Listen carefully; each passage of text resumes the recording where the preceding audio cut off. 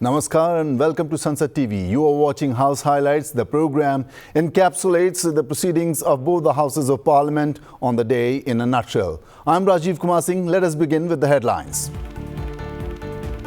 Lok Sabha approves Health Ministry's demands for grants for 2024-25 after discussion.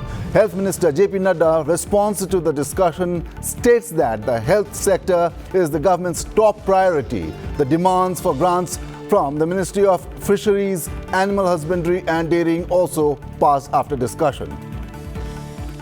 The Lok Sabha passes Appropriation Number 2 Bill 2024 by voice vote. Finance Minister Nirmala Sitharaman proposes the bill. The Goa State Election Constituency Scheduled Tribes Representation Readjustment Bill 2024 introduced in the House.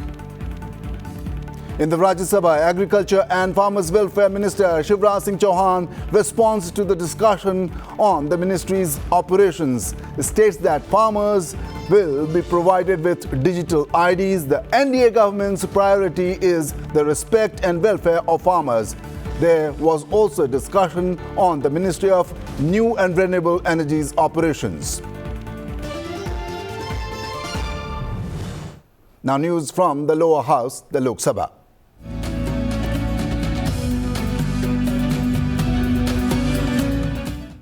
Replying to the debate on the demand for grants for the Health and Family Welfare Ministry in the Lok Sabha, Union Health and Family Welfare Minister JP Nadda listed a number of achievements in the last 10 years under the Modi government. He stated that the number of medical colleges have increased. Besides, the government has taken a series of steps to make healthcare affordable, especially for the poor. 2013-14 में budget 33,278 crore रुपए थे।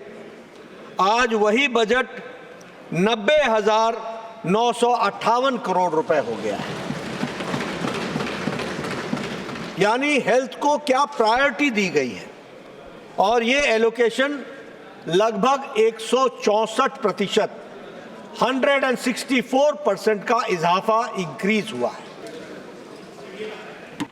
मैं यहाँ national health policy के जो 4 mission mode के projects हैं उस पर भी आपका ध्यान आकृष्ट करना चाहता हूँ। 4 हैं। सबसे पहला है प्रधानमंत्री जन आरोग्य योजना PM जय। ये जो जन आरोग्य योजना है आयुष्मान भारत, इस योजना के तहत हम सब लोग जानते हैं कि 12 करोड़ परिवार यानी 55 करोड़ से ज्यादा लोग, यानी भारत की 40% की आबादी। और ये कौन है लोग? वो गरीब लोग जो बिल्कुल ही marginal section of the society है। और इसमें यह भी बताया गया है कि बाय प्रोफेशन से भी जोड़े गए हैं। और जो कास्ट सेंसस नहीं, जो हमारा सोशियो इकोनॉमिक सेंसस है, उसके तहत हम लोगों ने इनको जोड़ने का प्रयास किया। और मैं कई बार बोलता हूं, रिक्शा वाला, ठेला वाला, रेडी वाला, फेडी वाला, बस का ड्राइवर, क्लीनर, ट्रक का ड्राइवर, लिफ्ट मैन, होटल में काम करने वाला वेटर, ऐसे गरीब लोग 12 करोड़ परिवार, ऐसे लोगों को 5 लाख रुपए का एनुअल हेल्थ कवरेज देने का कार्यक्रम आयुष्मान भारत के तहत दिया गया है।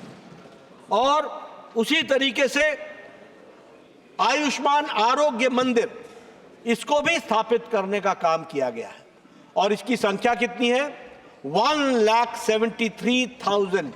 जब एनडीए की सरकार आई है, हम लोगों ने टर्शरी हेल्थ केयर को भी जहां पूरी ताकत दी है, वहीं हम लोगों ने प्राइमरी हेल्थ केयर को भी पूरी ताकत दी है। यह भी मैं बताना चाहता हूं। जब एनडीए की पहली सरकार आई, उसके पहले एक एम्स होता था, all India institute of medical sciences. जब अटल जी की सरकार आई तो 6 साल के अंदर 6 नए all India institute of medical sciences खुले। और आज मुझे खुशी होती है ये बताते हुए कि प्रधानमंत्री मोदी जी के नेतृत्व में आज 22 all India institute of medical sciences, इनको अप्रूवल दी गई है। 18 ऑपरेशनल है और 4 अंडर कंस्ट्रक्शन है। इस तरीके से all India institute of medical sciences का काम चल रहा है। मैं आपको बताना चाहता हूं, कोई पाश्चात्य देश 70% से ज्यादा का वैक्सीनेशन नहीं करा पाया है। ये भारत ही है जिसने वैक्सीनेशन टोटल तरीके से करने का प्रयास किया है, उसको आगे बढ़ाया है। Minister of State for Law and Justice Arjun Ram Meghwal on Monday introduced the readjustment of representation of scheduled tribes in assembly constituencies of the state of Goa Bill 2024. The bill seeks to enable reservation of seats in accordance with Article 332 of the Constitution for effective democratic participation of members of scheduled tribes in the state.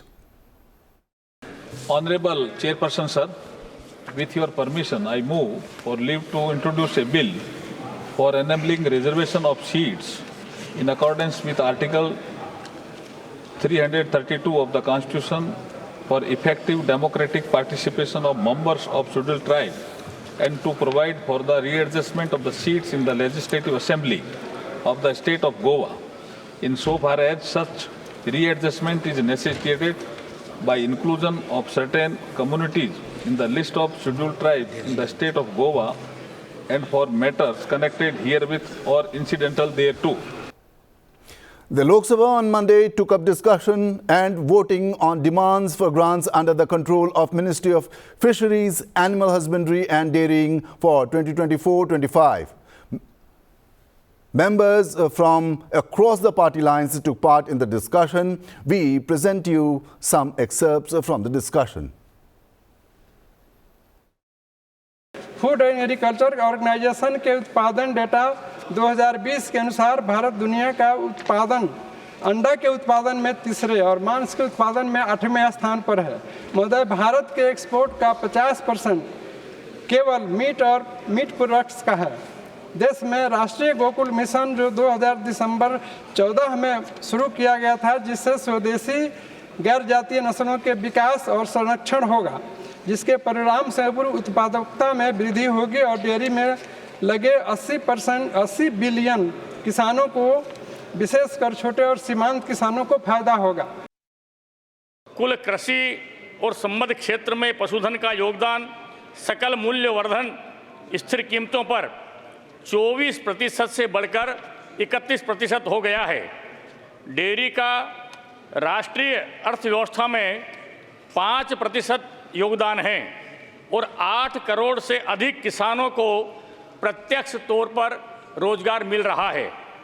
Bharat दूध उत्पादन में प्रथम स्थान पर है और वैश्विक दूध उत्पादन में 23% का योगदान देता है।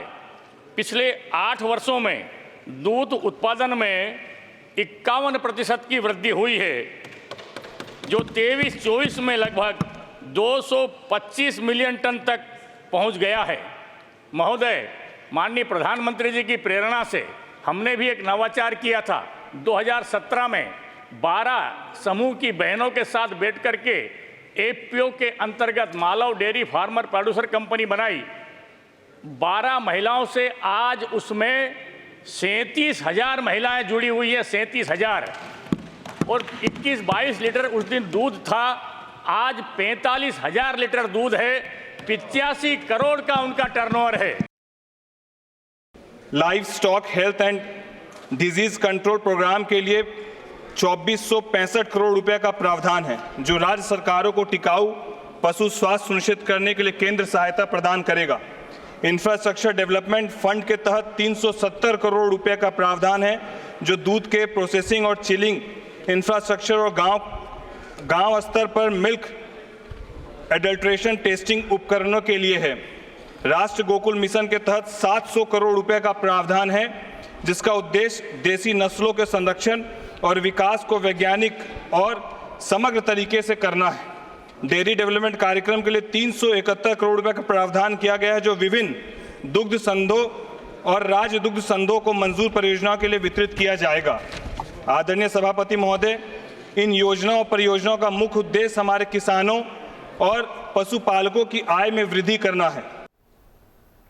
Minister for Fisheries, Animal Husbandry and Dairying, Rajiv Ranjan Singh then replied to the discussion on the demands for grants.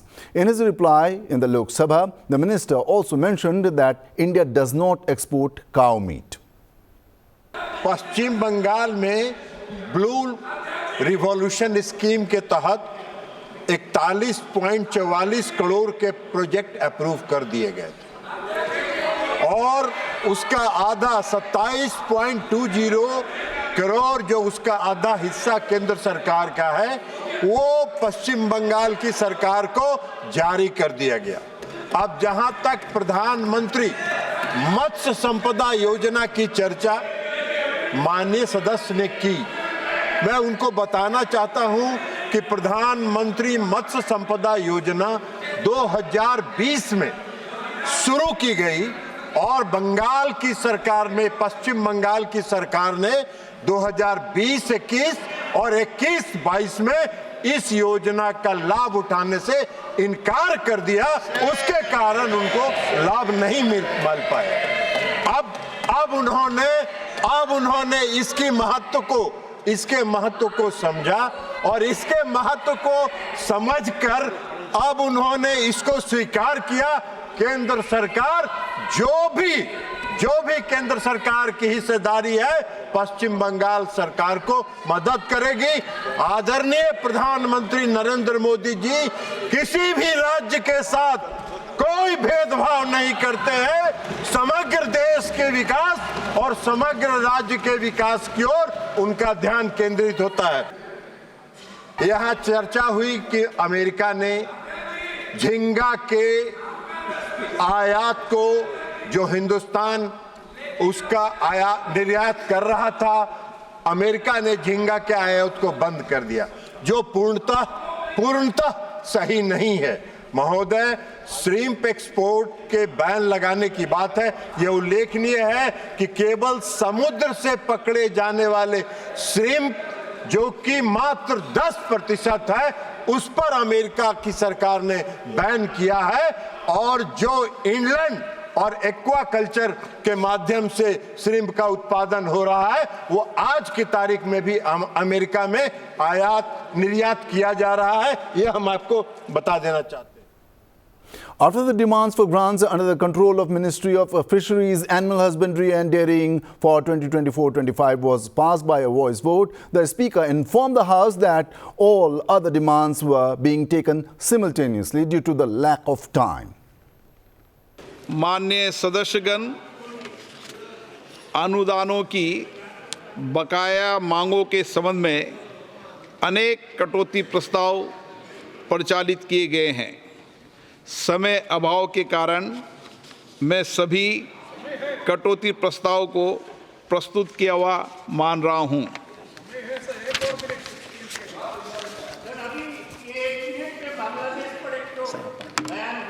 माननीय सदस्यगण, जैसी कि परंपरा रही है, अब मैं सभी कटौती प्रस्ताव एक साथ सभा के मतदान के लिए रखूंगा। प्रश्न ये कि अनुदानों की बकाया मांगों के संबंध में प्रस्तुत किए हुए माने गए सभी कटौती प्रस्ताव स्वीकृत किए जाएं। वर्ष 24-25 के लिए मंत्रालय विभागों से संबंधित अनुदानों की मांगे पारित हुई। The Finance Minister Nirmala Sitharaman then introduced the Appropriation Number 2 Bill 2024 for consideration and passing. The bill seeks to authorize payment and appropriation of certain sums from and out of the Consolidated Fund of India for the services of financial year 2024-25. The bill was passed taking a sense of the House via voice vote. Now let us take a look on what took place in the upper house.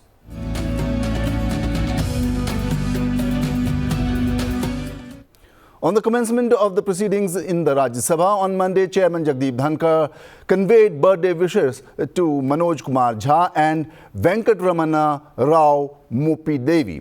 The chairman praised Mr. Jha's prolific oratory skills and his well-known bipartisan stance. Mr. Venkatramana Rao Mopi Devi, the first member of the fishermen community, has played an important role in Andhra politics. I am pleased to extend birthday greetings to Honorable Member of Parliament, Professor Manoj Kumar Jha.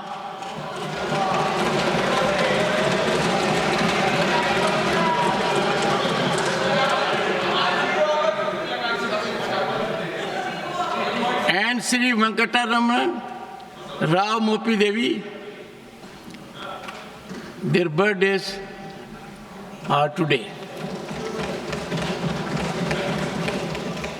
Professor Manoj Kumar Jha, serving his second term in Rajya Sabha since April this year, is a well-known name both in academics as well as in public life. He headed the Department of Social Work in Delhi University and continues to be active in guiding research scholars in social work. He serves as the national spokesperson of Rashtriya Janata Dal. Professor Jha's oratory skills and poetic prowess are nothing short of extraordinary. We all are frequent witness to his wit and wisdom, humor and sarcasm in this chamber. His bipartisan stance on critical issues of national interest is greatly appreciated, as well as his well-researched contributions inside the House. Sri Venkatramana Rao Mopi Devi.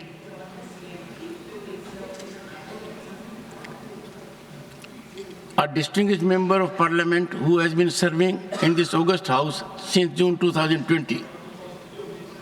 As a four-term member in Andhra Pradesh Legislative Assembly and as a minister in the State Cabinet, Sri Mopi Devi is known for his significant contributions in socio-political landscape of Andhra Pradesh. Sri Mopi Devi has the honor of being the first politician from the fishermen community in Andhra Pradesh to be elected in the Rajya Sabha. Agriculture and Farmers Welfare Minister Shivraj Singh Chauhan began discussing the agricultural budget on Friday. The minister reiterated that the government is committed to farmers' welfare and developing farming when he began discussion on Monday. He further stated that the digital ID for farmers is being prepared, which will be linked to their agricultural lands. Responding to the discussion on the performance of the Ministry of Agriculture and Farmers Welfare in the House, Shivraj Singh Chauhan said that the NDA government's priority is the honor of the welfare of the farmers, and it is continuously working towards this goal. He mentioned that the Pradhan Mantri Kisan Samman Yojana has freed farmers from high interest rates and increased their respect. This has empowered farmers and provided them with timely funds for agricultural activities. किसानों के नुकसान का आकलन अब हम ये व्यवस्था बना रहे हैं कि आदमी नहीं करेगा, व्यक्ति नहीं करेगा, सीधे रिमोट सेंसिंग के माध्यम से होगा। जैसा नुकसान होगा वो 100% वैसे ही आ जाएगा और किसान को पूरा, जो पात्र किसान है, पूरी राहत दी जाएगी। ये डिजिटल कृषि मिशन का हम प्रारंभ कर रहे हैं। माननीय सभापति महोदय, खेती के लाभ को अगर बढ़ाना है तो होलिस्टिक दृष्टिकोण अपनाना पड़ेगा। मेरे प्रधानमंत्री जी ने मुझे निर्देश दिया कि बैठ के सोचो, खेती और खेती से संबंधित सारे विभाग एक दिशा में कैसे सोचे कि धरती मां के स्वास्थ्य को बनाए रखने के लिए पूरी जमीन में नहीं, अगर 5 एकड़ है तो 1 एकड़, 2 एकड़ है तो आधे एकड़ में हम करके देखें। वैज्ञानिक ये सिद्ध कर रहे हैं कि प्राकृतिक खेती से पैदा हुए उत्पाद बहुत पोषक होते हैं, पोषण भी देते हैं और धरती के स्वास्थ्य को भी ठीक करते हैं और उत्पादन भी नहीं घटता। इसलिए वैल्यू एडिशन, इसलिए माननीय सभापति महोदय प्राकृतिक खेती की तरफ ध्यान। माननीय सभापति महोदय, कृषि में हमें निर्यात को बढ़ाना है। अभी भारत का निर्यात है लगभग 2%। इसको लगातार 10 साल में बढ़ाए, मुझे कहते हुए गर्व है। The chairman condemned the opposition for creating disruptions during the minister's response. माननीय सदस्यगण, ये दुर्भाग्यपूर्ण भी है और दर्दनाक भी है। किसान वर्ग देश का सबसे महत्वपूर्ण वर्ग है। उस वर्ग के बारे में जब चर्चा हो रही है तो हर सदस्य का ये मौलिक कर्तव्य है कि वो चर्चा में गंभीरता से भाग ले। मैंने इस विषय पर चर्चा को जिसने जितना समय मांगा उतना दिया और मुझे उम्मीद थी कि सरकार का पक्ष सुनकर यदि कोई बात निकलेगी तो कानून के तहत मुद्दा उठाया जाएगा। जो व्यवधान पैदा किया गया है वो नियमों के विपरीत है। जो व्यवधान पैदा किया गया है मेरे निर्देश के बाद वो शासन की अवहेलना है। ये अत्यंत गंभीर है। माननीय सदस्य रणदीप सुरजेवाला जी ने, जिन्होंने चर्चा की शुरुआत की थी, आज मुझे दुखी मन से कहना पड़ रहा है, किसान के हित को तिलांजलि देते हुए, संजीदगी का परित्याग करते हुए माननीय मंत्री जी के भाषण में अवरोध पैदा करने का जो प्रयास किया उसका मैं खंडन करता हूं, प्रतिकार करता हूं, निंदा करता हूं। दूसरा, मैं सदन के सभी सदस्यों से आग्रह भी करूंगा, जब एक कोने से कोई व्यवधान पैदा होता है तो बिना मेरी तरफ देखे हुए, बिना आसन की व्यवस्था का इंतजार किए हुए दूसरे कोने से व्यवधान हो जाता है। इधर से कोई बोल रहा है तो उधर व्यवधान हो जाता है, उधर से कोई बोल रहा है तो इधर से भी हो जाता है। मेरा आपसे आग्रह रहेगा, सदन में चर्चा को सार्थक बनाइए, जन कल्याण के लिए बनाइए। यही हमारा उत्तरदायित्व है। लोग हमको देख रहे हैं और सदन की कार्यवाही में, गुणवत्ता में तो निरंतर कमी आ रही है। लोग हमारी तरफ अब आदर की तरफ से नहीं देखते। लोग ये नहीं देखते कि सदन में क्या चर्चा हो रही है। मेरा आपसे हाथ जोड़कर आग्रह है, इस सदन को, इसकी पवित्रता को संरक्षण दें।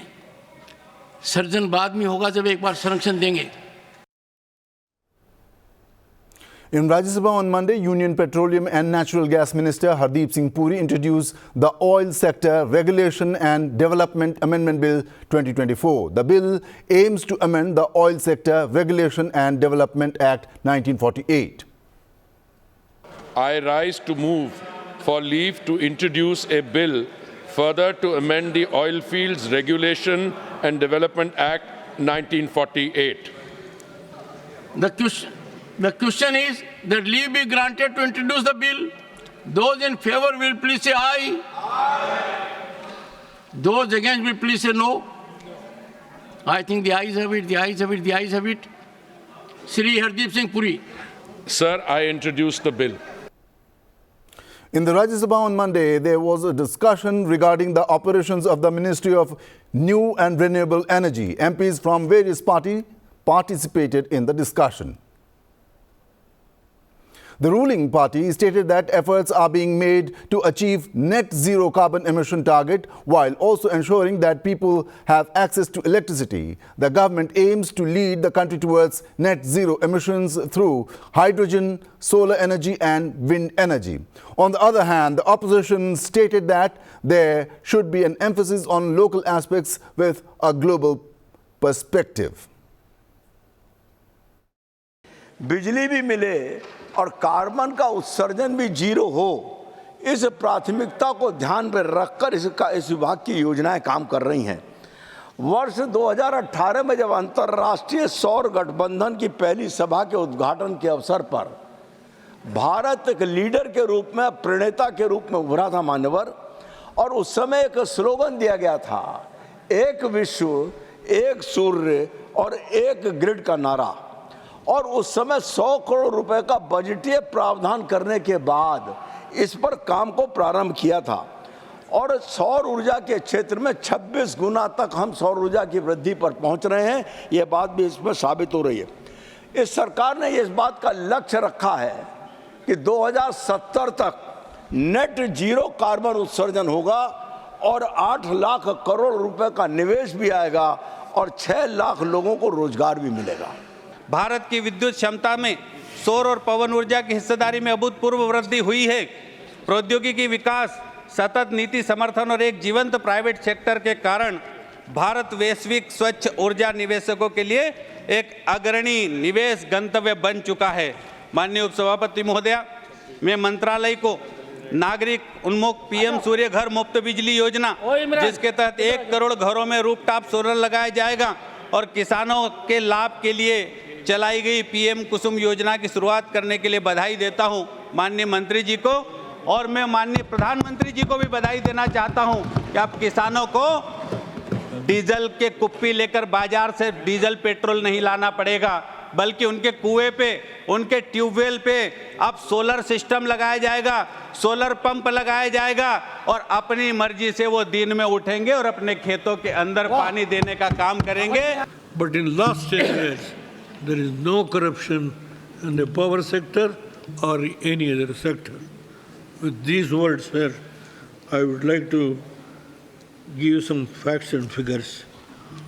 Over the years, importance of renewable energy in India has only grown upwards.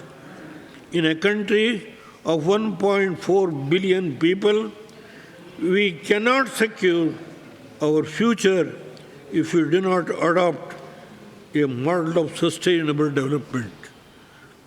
And sir, for sustainable development, green and clean energy is a very important factor. That is all we have in House Highlights for the day. Thank you so much for joining. Until next time, keep watching Sunset TV. Goodbye.